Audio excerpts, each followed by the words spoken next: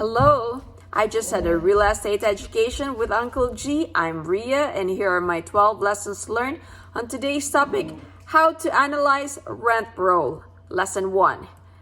Income. Income is the most important senior operating datum for every family, every rental property, every business. Without income, you cannot afford expenses. Lesson 2. This is why people lose their property in the downturns and contractions.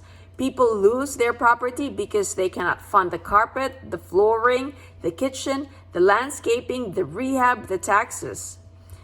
People get emotional when they buy houses. When you buy business, you buy income.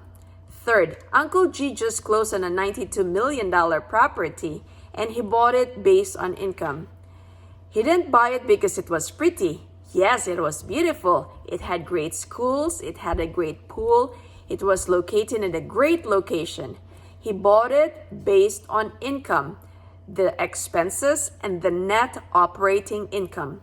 Fourth, the first thing that we have to do when we buy a piece of property, and you will have to do this with a bank if we're getting a loan, or if we'll have to do this with the partners, or if we have to do this with our investor friends who help us bought out the deal because we're raising capital, we'll have to do a rent and audit list.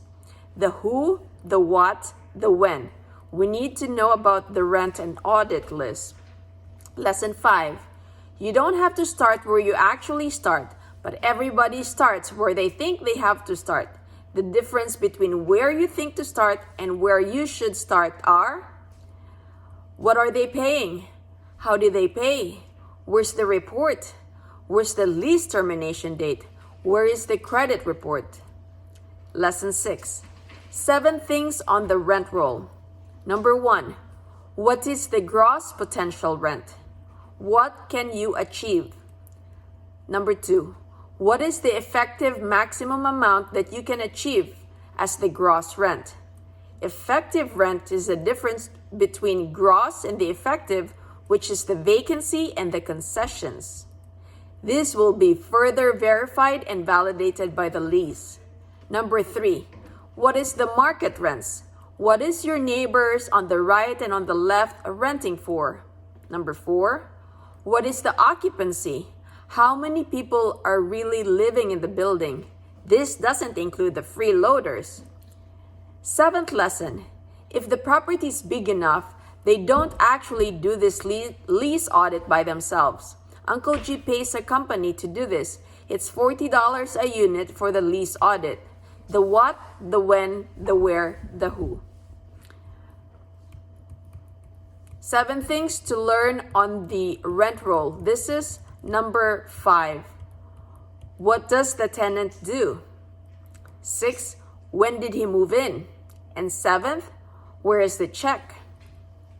Uncle G says when there's no check, if there's no deposit, he may do damage to the property.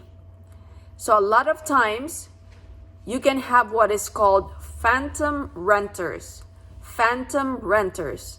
The phantom scheme is used by sellers prior to putting the property on the market. They slam and jam the units with tenants. Lesson 8. This is the problem when you guys are doing 4 and 8 and 12 and 16 units. You don't know what you're doing and you don't do enough of them. The reason you don't do enough of them is because you don't know what you're doing. Income, expense, net operating income. You need to audit the lease. What are they paying? What is the term? When did they sign it? Show me the check. Show me the contract. Show me the credit report. Show me their W-2s that say they can afford to live there. The rent should be 3 times the tenant's income. The rent should be 3 times the tenant's income. So if the rent is $1,000 per month, you would want to see the tenant's W-2 that says the tenant makes more than or equal to $36,000 a year. It's 3 times the rent. Lesson 9, deal. It was built in 2015, 93-unit townhomes, 12,000 square hundred feet each home, and the rent per month is $1,800. and the selling price is 18.75 million. The down payment is 24% or 4.5 million. The debt is 14.25 million. How did we get that? It's 18.75 million, which is the selling price, minus 4.5 million equals 14.25 million of debt. So the debt service with a rate factor of 0.06, which Uncle G uses, is 855,000 annually.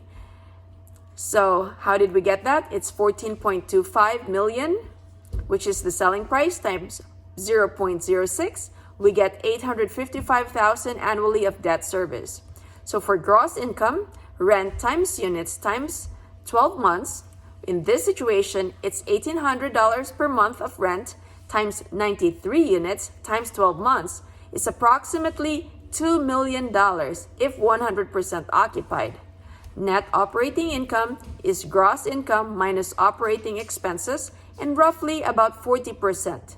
So in this situation, the gross income is 2 million minus 40% of 2 million, which is 800,000. Now you have a net operating income of $1.2 million. Cash flow. Cash flow is net operating income minus debt service. The net operating income in this case is $1.2 million minus 855,000 of debt service annually. So you're left with a cash flow of 345,000. So the cash and cash return is cash flow divided by down payment. In this case, cash flow is 345,000 divided by 4.5 million of down payment is equal to 0.076 times 100 to get to percentage equals 7.6%. 7.6. Now to get the cap rate, it's net operating income divided by the selling price. So net operating income for this is 1.2 million divided by 18.75 million of selling price equals to 0.064 times 100 to get to percentage equals 6.4% cap rate. Lesson 10. Your problem, or the caller's problem with this deal, is how is he going to exit? How do you sell 93 units? Who's your exit? Who's the buyer going to be? Who's the player going to be? And it's probably small enough to where you could actually find somebody that's half clued in and you can be clubbered. Uncle G said, when you start playing the game right here, clubbering somebody is not a bad thing since we're all grown up. It's all fair when you clubber grown-ups. 11th lesson. That's the problem with real estate games. All the little guys are getting clubbered. But when Uncle G goes to sell his deal in Nashville to a group that owns 20,000 units, the buyer owns 20,000 units, and Uncle G sells his deal for $91 million. The buyer knows that Uncle G paid for it for $58 million, and Uncle G picks up 28 million big ones. Uncle G clubbered the buyer. Lesson 12. You got to know what you're doing. You got to know your game, the real estate game. Here are my 12 lessons learned. I hope you learned something. Take care and God bless.